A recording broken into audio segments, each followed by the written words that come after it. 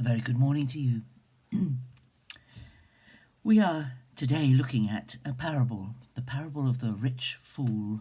It's in Luke chapter 12, 13 to 21. And it arose because somebody in the crowd said, "Teacher, bid my brother divide the inheritance with me." That's a fair request. Many of the religious leaders of Jesus' time would have been asked to arbitrate between people whose differences couldn't be settled amicably. And a lot of the Old Testament judges and great leaders did exactly that same thing. People brought to them problems that could not be solved somehow in an easy way, and they asked for arbitration. But Jesus said, I'm not going to do that. I'm not a judge. I'm not going to sort out your problems, but I'm going to warn you. Take heed. Beware of all covetousness. Covetousness, that's an old-fashioned word, isn't it? Thou shalt not covet thy neighbour's ox and thy neighbour's wife and thy neighbour's field and anything that your neighbour has. Coveting is wanting what other people have got. Wanting more. Material things. Wanting.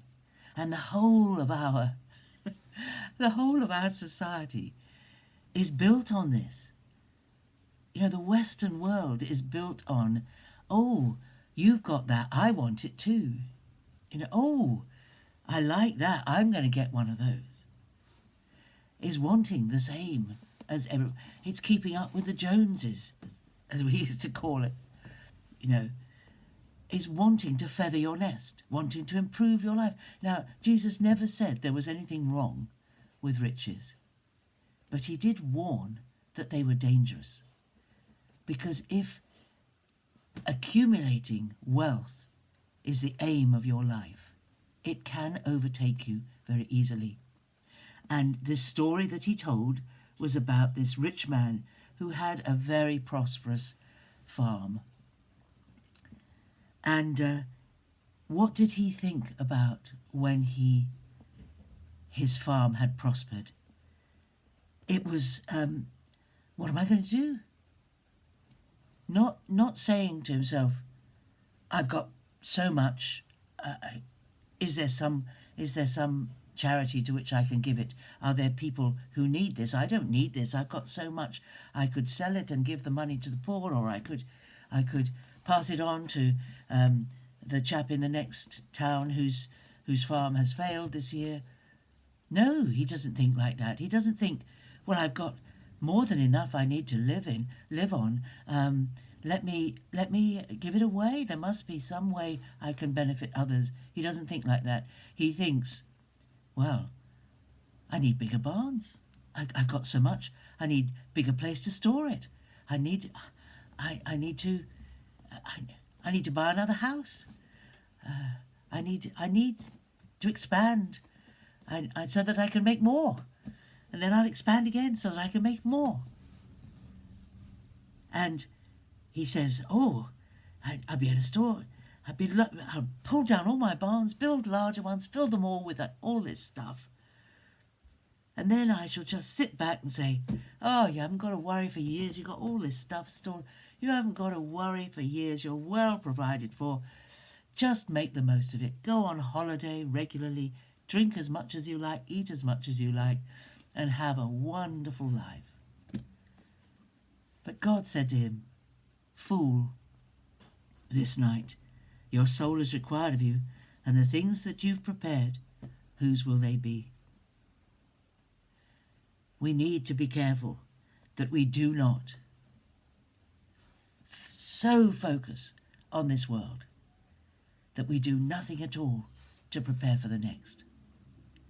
But we all know, don't we, if we sit and think about it, we all know that for all of us, the end of this life will come at some point, and we are not actually in control of when it comes. And we need to invest time and thought and effort into getting ready for the next life. Now, I met a lot of people in my work as a chaplain. Their preparation for the next life is this. Well, I think when you die, that's it. So you just make the most of this life. You don't do anything to prepare for the next life because it doesn't exist. You know, when you die, you die. You know, so this is it. Let's, and if you believe that this is it, then, of course, you're going to indulge yourself and just have a wonderful time. Well, you know, we watch Beat the Chasers, which is quite a fun quiz program, and it's interesting how the temptation there is to have less time against the chasers for answering questions to get more money. And it's really interesting how many people do not go for the biggest amount of money. They resist the temptation for wealth so that they can get a reasonable amount of winnings. And to have a program like that, it's a good program. It's very interesting. The questions are very interesting, everything. But it's very interesting to see that the effort that is put into that to entice people to want more wealth.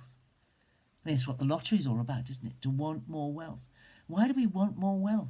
You can't drive more than one car at a time. You can't sleep in more than one bed at a time. And you can't use more than one lavatory at a time. You can't do. What is the point of having hundreds of pairs of shoes or whatever it is? But people are like that. They want and they want and they want. And they take no thought for the spiritual well-being of their soul. You know, we need to be careful not to get caught up in covetousness and wanting more material stuff. But it's not easy because it's all around us. Godliness with contentment is great gain, says Peter. It's my thought for the day. Think about that parable. Think about that silly man. There's a lot of people who live like that. God bless you. Have a great day. I look forward to seeing you again tomorrow. Bye-bye.